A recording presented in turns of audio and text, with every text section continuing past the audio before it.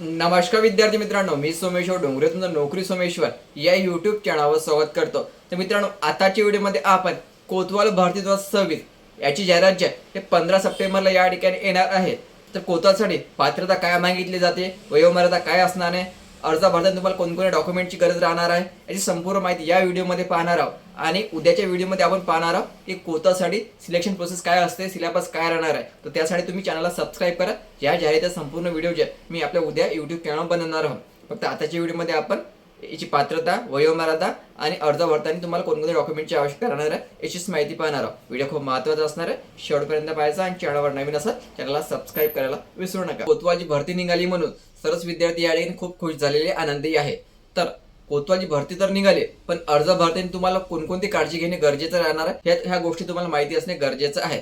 भरती आली की तुम्हाला अर्ज या ठिकाणी भरता येणार आहे असं होणार नाही मित्रांनो। सर्वच विद्यार्थ्याला या ठिकाणी आपला अर्ज भरता येत नाही, एवढं लक्षात ठेवायचं। याचे काही नियम आहे, याच्या काही अटी आहे, या नियम अटीमध्ये तुम्ही बसत असाल तरच तुम्हाला या ठिकाणी आपला अर्ज भरता येणार आहे। बघा अर्ज या ठिकाणी कोण भरू शकतो आणि याची इतर माहिती। तर बघा मित्रांनो, ही मागील वर्षी निघालेली जाहिरात आहे नाशिक जिल्ह्याची, ठीक आहे। तर सर्व जिल्ह्याचे नियम अटी जवळपास सारखेच असतात आणि तुमची पण या ठिकाणी नियम अटी सारखेच राहणार आहेत। तर या ठिकाणी बघा, तालुक्यातील सज येथील म्हणजे तुमचं तलाठी कार्यालय, सजा म्हणजे तलाठी कार्यालय, म्हणजे आता ग्राम महसूल अधिकारी नाव झालेलं आहे त्याचं। तर तुमचं तलाठी कार्यालय किंवा ग्राम महसूल अधिकारी कार्यालय, एक बघा तुमचं जे तलाठी कार्यालय आहे, ज्या गावात तुमचं तलाठी कार्यालय आहे त्या तलाठी कार्यालय अंतर्गत तुमचं जर गाव येत असेल, ठेवायचं ज्या तलाठी कार्यालय अंतर्गत तुमचं गाव येते त्या तलाठी कार्यालय अंतर्गत तुम्ही जर रहिवाशी असाल तर तुम्हाला आपला अर्ज या ठिकाणी भरता येणार आहे।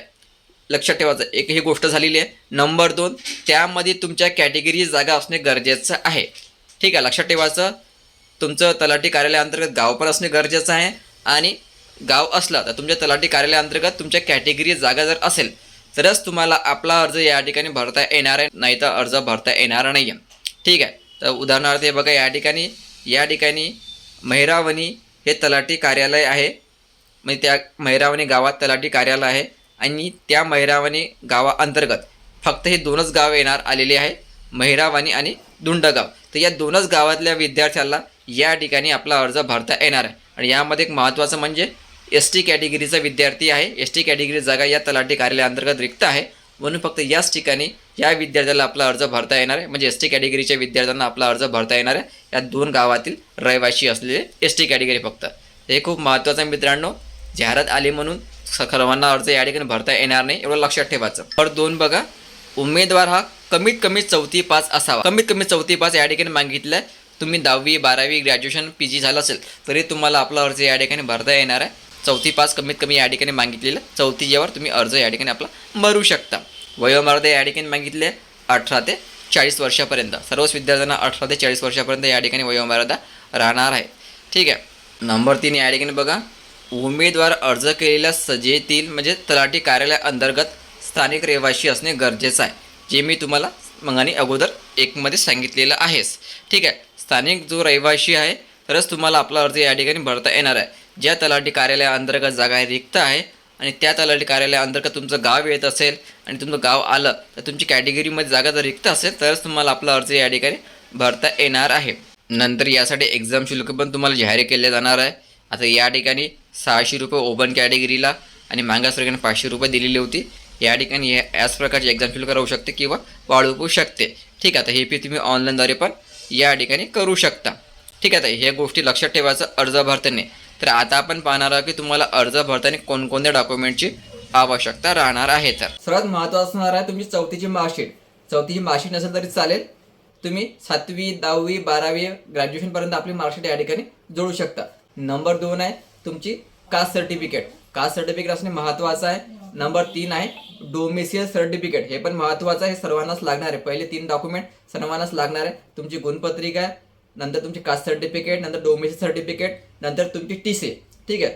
TC पण तुम्हाला या ठिकाणी लागणार आहे किंवा जन्मत दाखला तुम्ही या ठिकाणी आपला यूज करू शकता। तर नंबर 5 आहे नॉन क्रिमिलियर सर्टिफिकेट, ज्यांना नॉन क्रिमिनल लागू आहे त्यांना नॉन क्रिमिनल सर्टिफिकेट या ठिकाणी लागणार आहे, काढून घ्या, महत्त्वाचं असते। बरेचसे विद्यार्थ्यांवर नॉन क्रिमिनल सर्टिफिकेट नसते, वेळेवर धावपळ करतात, 15-15 20-20 दिवस मिळत नाही, तर लवकर लवकर आपलं नॉन क्रिमिनल सर्टिफिकेट तुम्ही काढून घ्यायचं।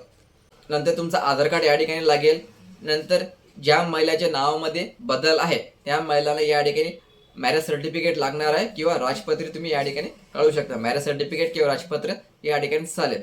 हे जी महत्त्वाची मी डॉक्युमेंट सांगितलेली आहे हे तुम्हाला या ठिकाणी अर्ज भरताना लागणार आहे। ठीक आहे, डॉक्युमेंट व्हेरिफिकेशनच्या वेळेस तुम्हाला आणखी काही वेगळे डॉक्युमेंट मागितले जाऊ शकते, पण अर्ज भरताना हे जे महत्त्वाचे डॉक्युमेंट आहे हे तुम्हाला या ठिकाणी लागणार आहे। जर तुमच्याकडे यापैकी डॉक्युमेंट असेल तर लवकर डॉक्युमेंट काढून घ्यायचे। आता 15 सप्टेंबर संपूर्ण जाहिरात या ठिकाणी महाराष्ट्राच्या प्रसिद्ध केल्या जाईल। ऑनलाईन तुम्हाला अर्ज या ठिकाणी भरावा लागेल।